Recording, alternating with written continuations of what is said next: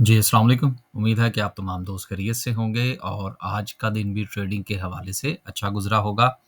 Market एक और संगे मील जो है वो अबूर कर चुकी है और 1 लाख से ऊपर अब 1,03,000 अब आने वाले दिनों में इंशाल्लाह 1,05,000 जो है, उसका एक साइकोलॉजिकल फ़िगर जो है वो हमें देखने को मिलेगा। मार्केट हर दिन के साथ एक अच्छी परफ़ॉर्मेंस दे रही है और पॉलिटिकली और इकोनॉमिकल साइड से भी हमें कुछ अच्छी खबरें जो हैं वो सुनने को मिल रही हैं। आगे चल के इंशाल्लाह कुछ खबरें हैं जिनका ज़िक्र करने की कोशिश करेंगे। आज मार्केट ने रफ़ली 2000 पॉइंट्स जो हैं वो ऐड किए। अगर हम सर्किट ब्रेकर की बात करें तो माशाल्लाह से आज 25 कंपनीज़ जो हैं वो अपर कैप हैं। लेकिन इसमें आप एक चीज़ की तरफ अगर आप थोड़ा-सा गौर करेंगे कि सिनर्जी जो है ये आपको अपर कैप पे नज़र आ रहा है। तो ये एक अच्छा साइन है। काफ़ी अरसे से ये शेयर जो है ये परफ़ॉर्म नहीं कर रहा था। अब देखिए छोटी-सी एक बात जो है वो मैं रफ़ली अपनी हर वीडियो में आपसे गुज़ारिश करता हूँ। आज भी यकीनन ज़रूर करूँगा क्योंकि हर रोज़ नए लोग जो हैं वो चैनल पर आ रहे होते हैं और बहुत सारे लोग जो पहले से चैनल पर मौजूद हैं, उनके लिए भी एक याद दहानी हो जाती है काम करने के हवाले से। अब अगर इसको मैं थोड़ा-सा यहाँ से अगर इसको ये प्राइस अगर मैं तब्दील कर लूँ, तो आप ये देखिए कि वो कंपनीज़ जो कि ₹20 या उससे नीचे की हैं, तो उसमें अगर आप काउंट करें तो 1, 2, 3, 4, 5, 6, 7, 8, 9, 10 रफ़ली कंपनीज़ हैं। चलें अगर आप इकॉप को भी शामिल कर लें तो 11 कंपनीज़ बनती हैं।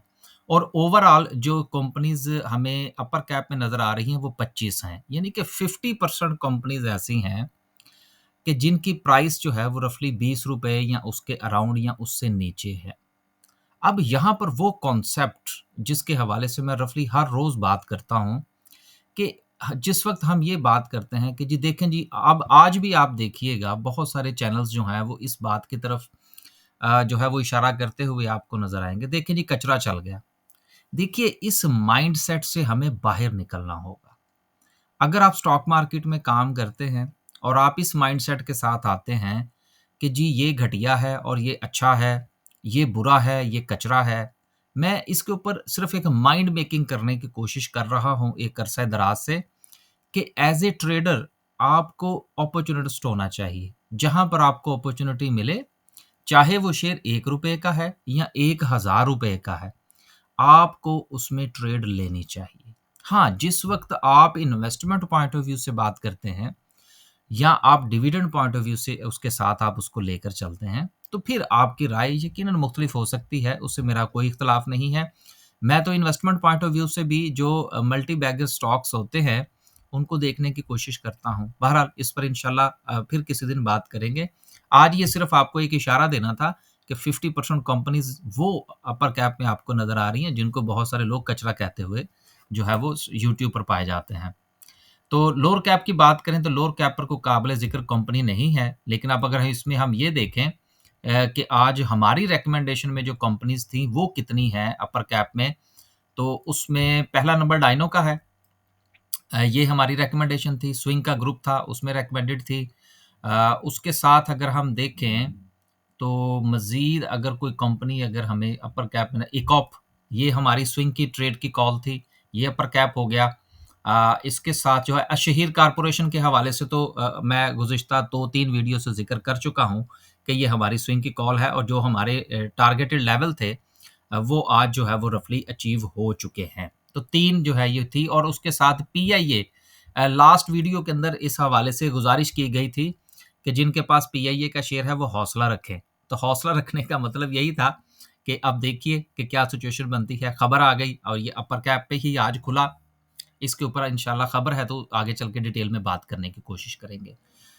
अ, हमारी तरफ से जो आज सिचुएशन थी उस पर अपर कैप में जो थी वो तो हो गई। ये दोस्तों का फीडबैक था जिन लोगों ने पैसा बनाया है। लेकिन मज़े की बात ये है कि इनमें से 10% दोस्त भी ऐसे नहीं हैं कि जो यूट्यूब के चैनल पर आके नीचे कमेंट में लिखें जी कि हमने प्रॉफ़िट बनाया। वजह क्या है? जिस दिन हमारी रिकमेंडेड में से आपको फ़र्ज़ करें मार्केट जो है वो कुछ ऊपर-नीचे हो जाती है या हमारी रिकमेंडेशन में से कुछ लॉस फ़र्ज़ करें हो जाता है, तो फिर ये आपको हमारे चैनल पर हमारे ही दोस्त आके जो है वो कमेंट करते पाए जाएँगे। ये हमारे यहाँ एक अलमिया है कि स्टॉक मार्केट में जिस वक़्त दोस्त कमाते हैं तो बताते नहीं हैं। लेकिन जिस वक़्त ₹10 का भी लॉस हो जाता है, तो फिर हम सोशल मीडिया के ऊपर या यूट्यूब चैनल्स के ऊपर या कमेंट्स में ये चीज़ें जो हैं ये बहुत ज़्यादा हम डिस्कस करते हैं। वो ग्रुप्स के अंदर बड़ी डिस्कस करते हैं, जी मेरा नुकसान हो गया। उसकी वजह से क्या होता है कि हर नया आने वाला बंदा जो मार्केट में आने की कोशिश कर रहा होता है, वो डीमोटिवेट होता है कि यार पता नहीं यहाँ पर तो कुछ कमाने को मिलता ही नहीं है। जहाँ पर भी देखो लोग जो है वो आहो-बका ही कर रहे होते हैं कि लुट गए, बर्बाद हो गए, मिलता कुछ भी नहीं है। मार्केट देखें जी लाख क्रॉस कर गई, लोगों का नुकसान ही नुकसान है, जिस तरफ भी देखें पोस्ट जो है वो नुकसान वाली आ रही है। तो ये एक साइकोलॉजी है हमारे यहाँ। तो इन दोस्तों से गुज़ारिश है कि ये ग्रुप में भी लिखते हैं तो कोशिश किया करें कि सोशल मीडिया पर भी लोगों को बताएँ कि कुछ जो है वो हमें कमाने को मिल रहा है। अब यहाँ पर एक चीज़ जो है वो मैं आपके साथ आखिरी ऐड करूँगा, फिर हम आगे चलेंगे कि हम तो ₹1 से लेकर ₹1000 वाले शेयर में सब में ट्रेड करते हैं, जहाँ पर हमें अपॉर्च्युनिटी मिलती है।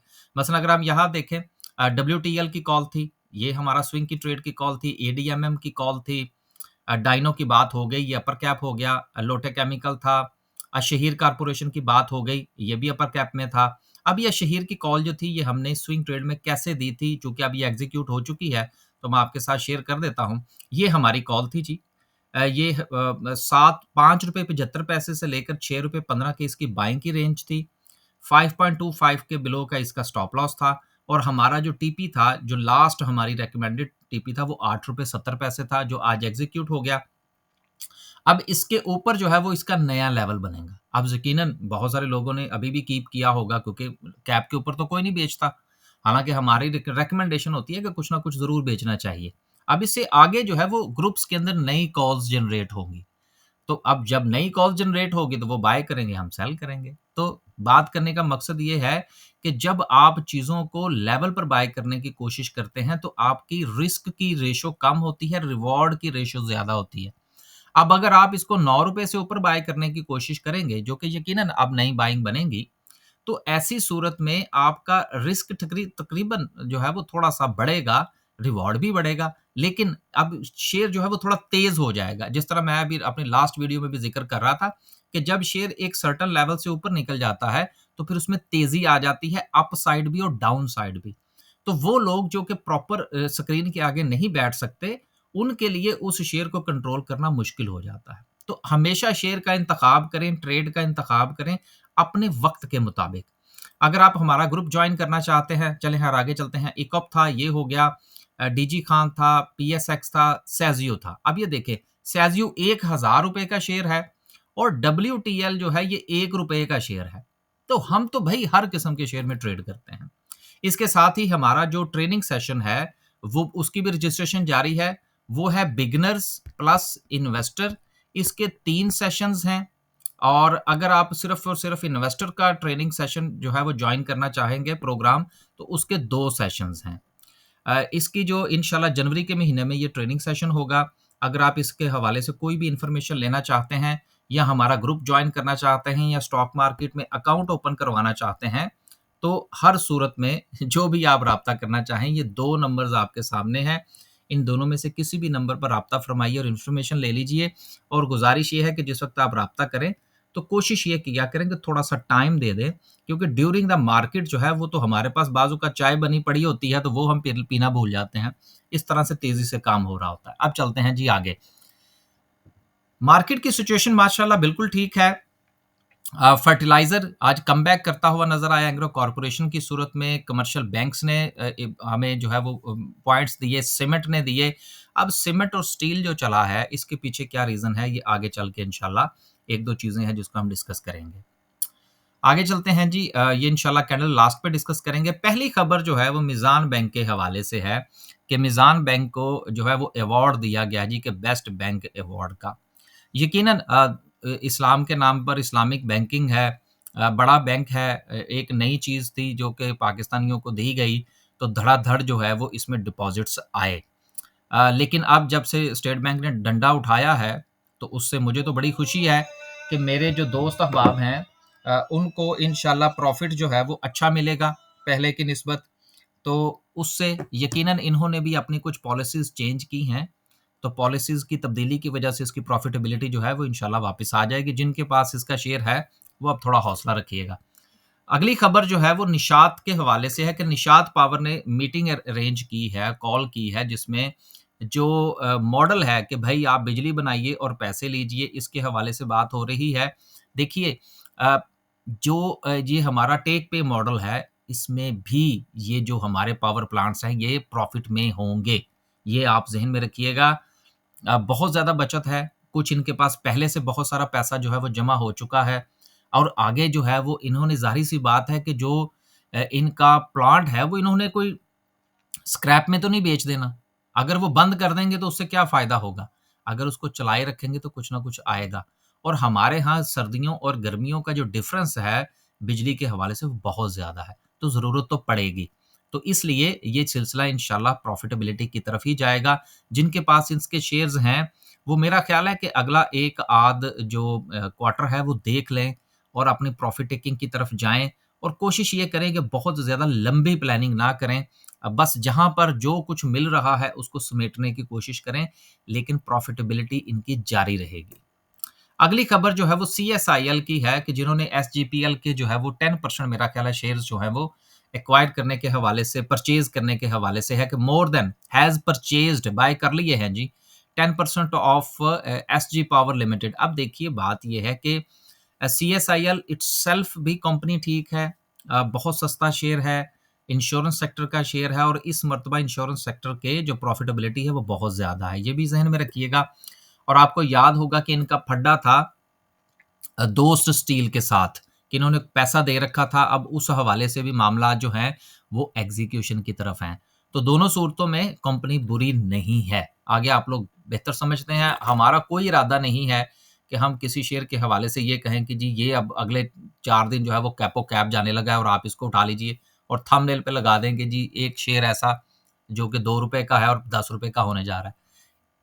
यकीन कीजिए कि इस किस्म की चीज़ों से जब तक आप नहीं लिख लेंगे, आपको मार्केट की अंडरस्टैंडिंग नहीं होगी। मैं तो ये अभी जो आपसे गुज़ारिश कर रहा था कि ट्रेनिंग सेशन का हमने आगाज़ किया है, जिसका अब रफ़ली मेरे ख़्याल है 8वाँ बैच है। इसमें भी अब बहुत सारे लोग ऐसे हैं जो मुझसे राब्ता करते हैं, पूछते हैं तो हम उसको रिकमेंड करते हैं कि जी आप ये ट्रेनिंग कोर्स कर लें। हम तो किसी को ये कहते भी नहीं है कि आप स्टॉक मार्केट में आने से पहले कुछ सीख लीजिए। हमारे यहाँ दोस्त साहब माइंड करते हैं इस चीज़ को। कि जी हमें ये क्यों कहा जाता है। बहुत सारे लोग ऐसे हैं जिन्होंने राब्ता किया कि जी हम ग्रुप जॉइन करना चाहते हैं, लेकिन साथ में उन्होंने लिखा शुरू-शुरू की बात कर रहा हूँ। अब तो मैं किसी को मना नहीं करता। तो शुरू-शुरू में कुछ दोस्त थे जिन्होंने राब्ता किया कि जी हम नए हैं स्टॉक मार्केट में, ग्रुप जॉइन करना चाहते हैं। तो मैंने उनको आगे से ये कहा कि जी आप थोड़ा इंतज़ार कर लीजिए, थोड़ा-सा ट्रेनिंग ले लीजिए कहीं से और फिर जो है वो आप ग्रुप्स को जॉइन कीजिए। तो आप यकीन कीजिए कि बाकायदा तौर पर उन दोस्तों ने माइंड किया कि जी हम तो फ़ीस दे के आ रहे हैं ना, तो फिर आप हमें क्यों मना कर रहे हैं? तो अब हमने वो मना करना छोड़ दिया। ठीक है, बिस्मिल्लाह फिर आएँ। जब जब तक मैं आपको एक चीज़ ये बताता चलूँ, जब तक आपको मार्केट की अंडरस्टैंडिंग नहीं है, जितने मर्ज़ी ग्रुप जॉइन कर लें, प्रॉफ़िटेबिलिटी उतनी नहीं बनेगी जितनी बननी चाहिए। क्यों? इसलिए कि आपको ये पता ही नहीं चलेगा कि मैंने फ़र्ज़ करें शेयर की आपको कॉल मिल गई, बाय, सेल सारे लेवल्स उसके ऊपर लिखे हुए हैं।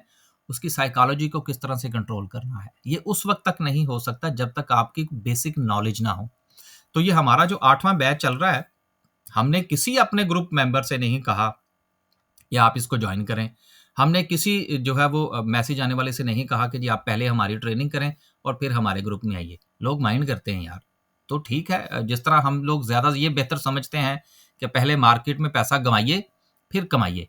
तो अगर आप इसी चीज़ को फ़ॉलो करते हैं तो बिस्मिल्लाह, हमें तो कोई एतराज़ नहीं है। हमें तो दोनों सूरतों में फ़ायदा। अगर आप ट्रेनिंग करेंगे तब भी फ़ायदा है, नहीं करेंगे तब भी फ़ायदा है। थोड़ा-सा चीज़ों को अंडरस्टैंड करें यार, थोड़ा-सा इस तरफ समझने की कोशिश करें कि क्या हो क्या रहा है। और ये इन चीज़ों से निकल जाइए शेयर्स के पीछे भागने से, कुछ हाथ नहीं आएगा। अब आज भी मार्केट ने 2000 पॉइंट्स डाले हैं, अगर आपके हाथ कुछ नहीं आया तो इन 2000 पॉइंट्स का क्या फ़ायदा? पॉइंट सोचने वाला है ना। अगली खबर पे चलते हैं जी। अगली खबर जो है वो है पीआईए के हवाले से कि sorry Pakistani inflation fall below 6.5 साल की कम तरीन सतह पर आ गई है और इसी के पॉइंट ऑफ व्यू से जो अब मॉनेटरी पॉलिसी है उसमें मज़ीद जो कटौती है उसकी खबरें गर्म हो चुकी हैं।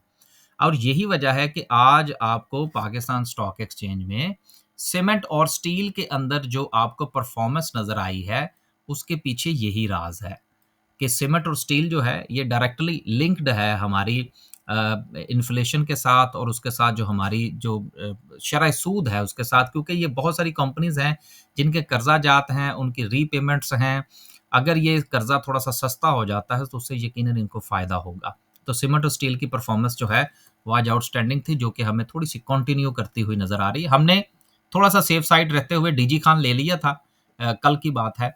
कल से मुराद फ्राइडे वाले दिन, कि हमने इसको बाय कर लिया था, अच्छे लेवल पर था, सपोर्ट पर हमने बाय किया एंड देन आज जो है उसमें अच्छी प्रॉफिट टेकिंग जो थी, अभी हमने उसको कीप किया हुआ है, अभी कल भी देखेंगे इंशाल्लाह। ये मैं एक चीज़ और ऐड कर दूँ, हमारा जो इवन के जो बाय सेल का ग्रुप है, हम उसमें रोज़ाना की बुनियाद पर भी अगर कोई चीज़ बाय करते हैं, तो उसको उसी दिन नहीं बेच देते, हम उसको कीप करने की कोशिश करते हैं। सेज़ियो भी कीप कर रहे हैं, देखेंगे इंशाल्लाह क्या बनता है। अगली खबर है जी वो बैंक अल्फला के हवाले से है कि इस इन्होंने भी अवार्ड जीत लिया है। अब देखिए यहाँ पर जितने भी बैंक हैं हमारे, अभी हमने मीज़ान बैंक की खबर पढ़ी, अब बैंक अल्फला की आ गई।